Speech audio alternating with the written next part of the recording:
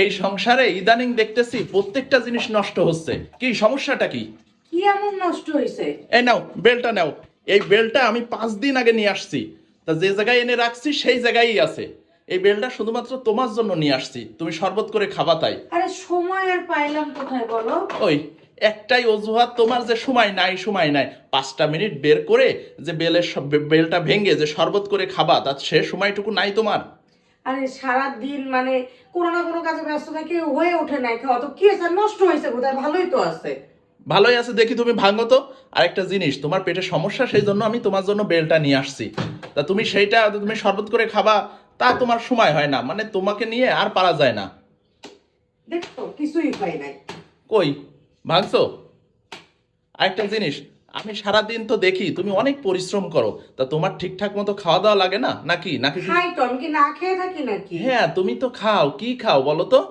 ওই সকালে খালি পেটে নাস্তা না করে তুমি স্কুলে যাও। এই স্কুল শুরু হওয়ার পরের থেকে তোমার এই অনিয়ম শুরু হয়েছে, আর এই পেটে সমস্যা হচ্ছে। কেন হচ্ছে জানো? এই যে স্কুলে যে খালি পেটে স্কুলে গিয়ে তুমি ফুচকা খাবা, বেলপুরি খাবা, কই সিঙ্গাড়া সামোসা খাবা, তো আমি পেটের একা খাই সমস্যা। মনে হচ্ছে, হ্যাঁ, অন্যান্য ভাবিরাও খায়। ওই ভাবিদের সাথে থেকেই তো এই সমস্যাগুলা হচ্ছে। ঠিক আছে? এই দেখো, তুমি বলছো বেলটা নষ্ট হয়েছে, কোথায় নষ্ট হয়েছে? পুরা ফ্রেশ আছে। তা আমি যদি এই হাতে তুলে এখন না দিতাম তাহলে তো নষ্ট হয়ে যেত।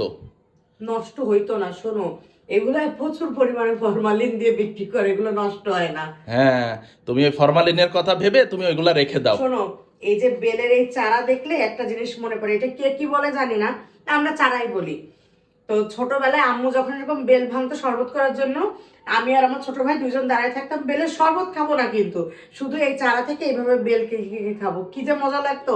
দুই ভাই বোন তো মাঝে মাঝে মারামারিও লেগে যাইতো।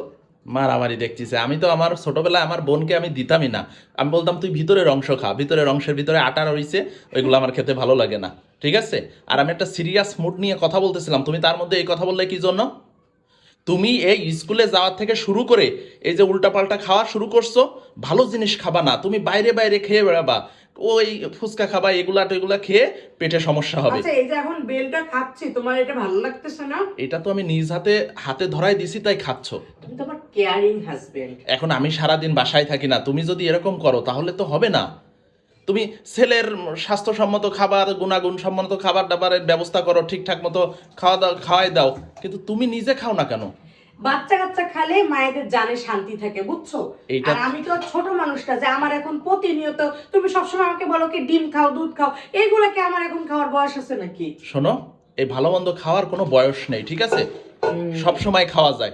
আমি যে কষ্ট করে অফিস থেকে আসার সময় আঙ্গুর আপেল এগুলা এনে রেখে দিই, আমি 2-3 দিন 4 দিন পরে দেখি এগুলা শুকায় শুকায় আঙ্গুর ফল শুকায় কিসমিস হয়ে যাচ্ছে, তাও খাওয়ার নামে খোঁজ থাকে না কেন? যাক, আঙ্গুর শুকায় কিসমিস হয়েছে, কিসমিস তো আর কেনা লাগলো না। আহ, মানে তোমার প্রত্যেকটা কথাই আর কি। তুমি কি এখন আমি সারাদিন কি খাই না খাই এইগুলা নিয়ে তুমি রিসার্চ করতে আসছো? এই বেলটা টেবিলে রাখাই আমার সবচেয়ে ভুল হয়েছে। লুকায় রাখতাম, দেখতেও পাইতা না, চিল্লা পাল্লাও করতা না। তুমি সারাটা দিন অনেক পরিশ্রম করো, কিন্তু তুমি যদি ঠিকঠাক মতো খাওয়া দাওয়া না করো তাহলে তো তুমি অসুস্থ হয়ে পড়বা। তোমার মতন যার কেয়ারিং হাজবেন্ড আছে, সে কি অসুস্থ হইতে পারে? এই যে তুমি হাতে ধরে ধরে এনে খাওয়াবা।